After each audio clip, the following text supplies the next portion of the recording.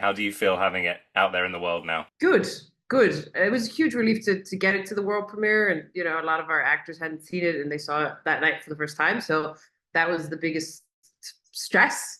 Now that that's done and the audience is happy, it feels great, and I'm very much looking forward to our second screening this afternoon. And do you feel a bit less pressure now that it's been done once? Can you relax a little now for the second screening, or do you still have that nervous For the excitement? second screening at BFI, I think I can relax, but we're premiering in Austria at the Diagonale Film Festival, and then we have the theatrical release in Austria. So that's you know another stress level then, and another stress level then.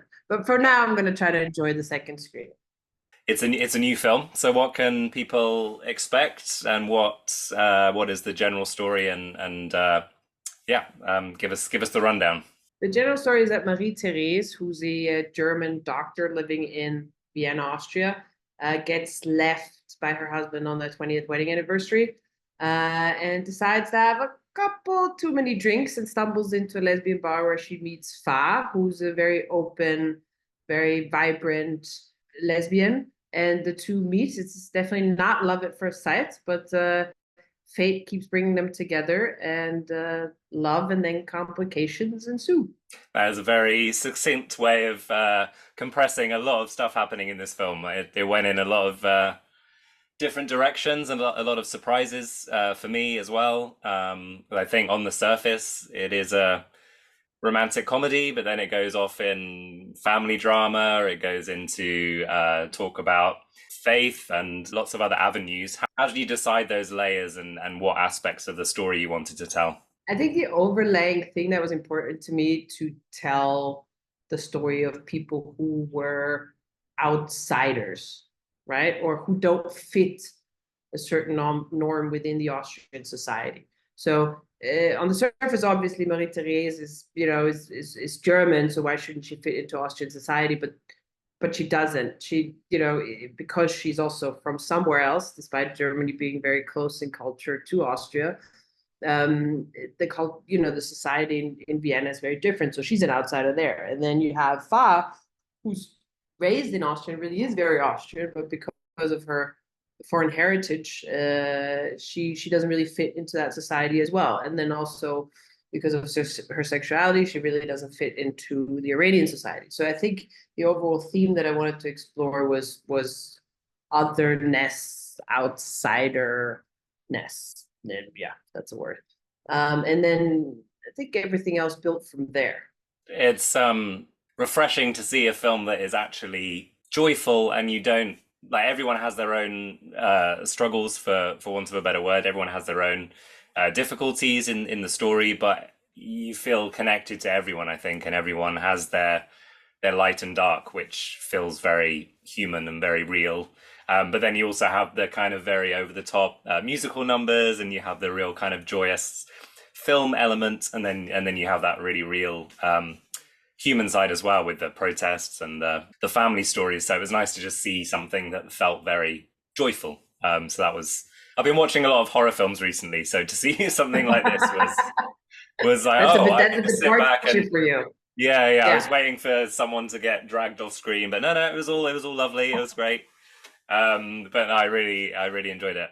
How was using comedy as a device important for the story? Because I think that allows you maybe to explore some of those other aspects when you have that kind of warm feeling throughout the film.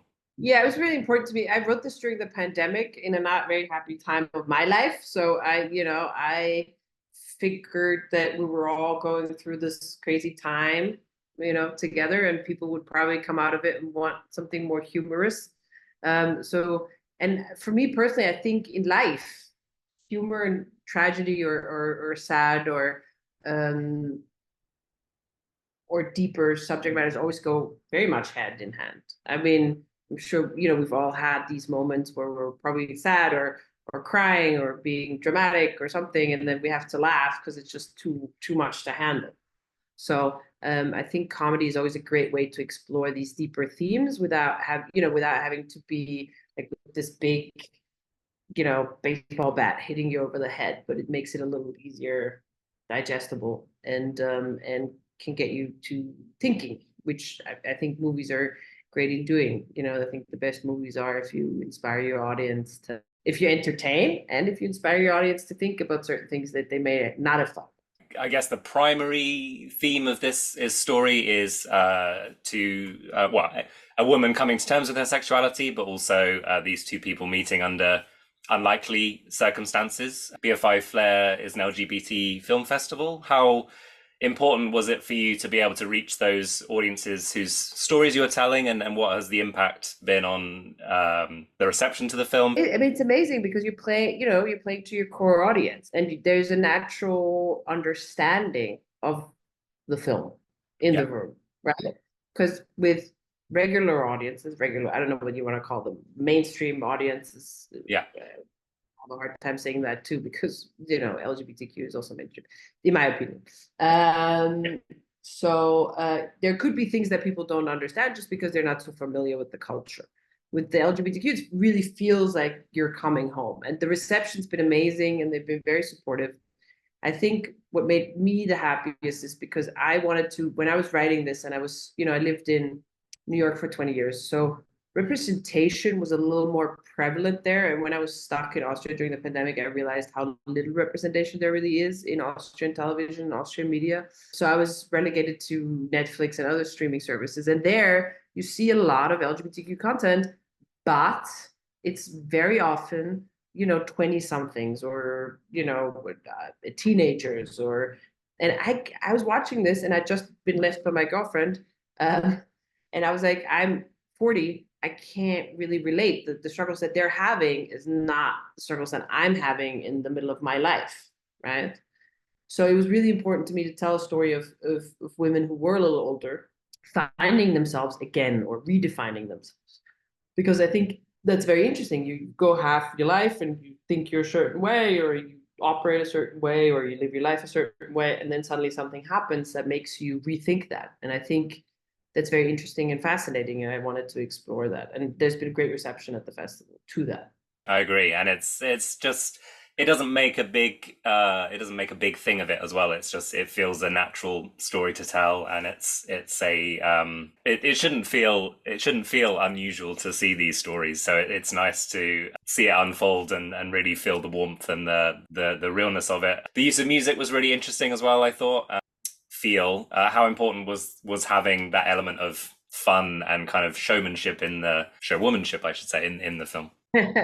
Yeah, it was important to me because my goal with the film was always that people leave the theater happy and dancing. So I hope I've accomplished that, because life is hard, and the world is sad, and, everything's even more so now. So I think it's good to go in, have 110 minutes of being part of somebody's life story, and then hopefully at the end leave happy and full of joy, because I think we don't have enough of that at the moment.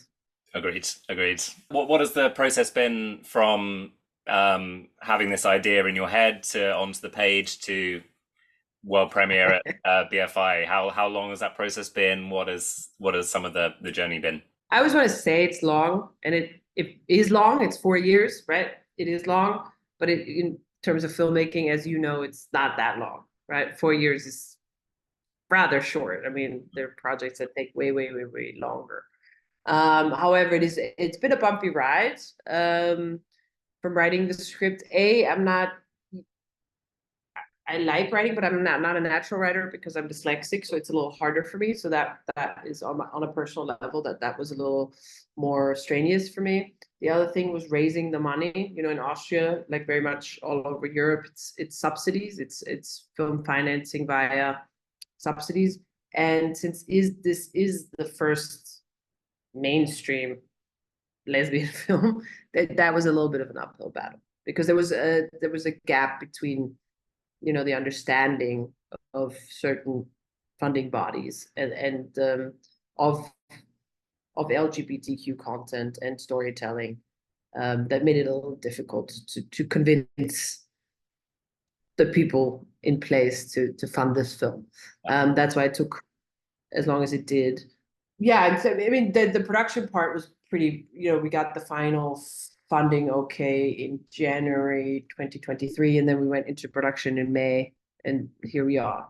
I mean, we feel incredibly privileged to have our world premiere at BFI Flare. I think it's the best starting point for our film. And now we'll see what happens. Was this always the story that you had envisioned to be your first fiction feature? Absolutely not. A lesbian comedy would be my first feature. I somehow, I mean, I've done documentaries before. Both the ones that I did are not necessarily about uplifting subject matters. One is about human trafficking, and the other one is about young Israelis moving back to Germany and Austria and how their grandparents feel. So I thought I was going to direct some sort of drama as my first feature, and I was working on something else, kids teenager story. But then when the pandemic hit, I was like, I can't do drama right now. I need something to laugh at and comedy and something that lifts me up. And that's how that came to be. I am surprised, but I'm enjoying comedy a lot. So maybe I found my niche. And in terms of casting, let's talk about that. Obviously, the relationship is very key between the two lead characters, but also the family, the smaller characters, the work colleagues. They all have a very good and important dynamic. How did you build that cast, and also how did the casting kind of inform the performances on set? Proschat, the woman, the actress who plays Fais, is my best friend for 25 years.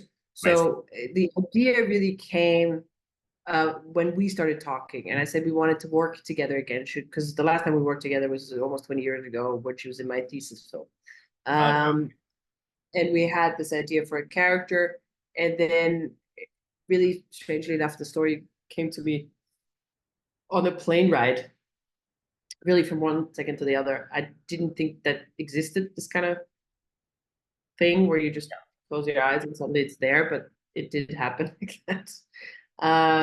So that was the basis. So it was very clear, and a lot of the backstory of Fa is really built on Proschat's life and her family. So that was very clear that Proschat had to play that part. There was no around that. With Marie Therese, I wrote the character with Carolina in mind, because I admired her work on television and on the big screen. I think she's one of the top 10 actresses in the world for physical comedy. She's really good, and physical comedy is really hard to do. Yeah. And she really knows how to do it really, really well. So once we had a really good working draft, I emailed her. My producer emailed her, then we got to her agent, and she read it, and we met, and I offered her the role. But I said, you have to meet Proschat, because if you guys don't have chemistry, then we don't have a movie. And I can't replace Proschat. I mean, A, because she's my best friend, and I'm not going to jeopardize that. B, also because it's based on her, right? So there's no replacing her. So we met, the three of us, and we realized that we shared a similar sense of humor, and the two of them did have chemistry. So that was a big relief, because I had no plan B, really. The real miracle is the mother, because she's a non-actress. Oh, wow. It was very difficult to find an Iranian woman in Austria of that age, because when women like that fled, and they usually fled to Austria, they didn't have the luxury to be actresses. They had to sustain their families or sustain themselves. So there was no way. So we contacted the Iranian community. We were given a couple of hints for a couple of women, and we invited them, and I made sure that Proschat was there, because it was very important to see what the chemistry or the dynamic between the mother and the daughter. And when we did those castings, it was very clear that Goha was going to be the one, because they clicked instantly. And then when we got all four of them together, it was she ran the show. I mean, she became the mother instantly, and they all obliged. Fantastic. Oh, well, it's it shows all those elements, like the care that's been put into it, into the casting, into the writing, the performances. It all feels very natural, but also those moments of surreal cinema and the joyful music and everything. It makes a really unexpected but a really joyful film, and I really enjoyed it. So congratulations, and Yeah, thank you. thank you so much for talking to me, and I wish you all the best with future festivals and whatever the next gritty horror film you're gonna make. And Yeah, whatever well, maybe. I the heard I'm into the horror film business, but I'm such a scaredy cat. I don't think I can do it. But we'll see. We'll see what's next. But thank you so much for your time and for featuring the film and for watching it. I really appreciate it. Thank you so much, Chris. It's Thank really you, a Kat. pleasure. Take care. Thank All you. the best. Bye bye.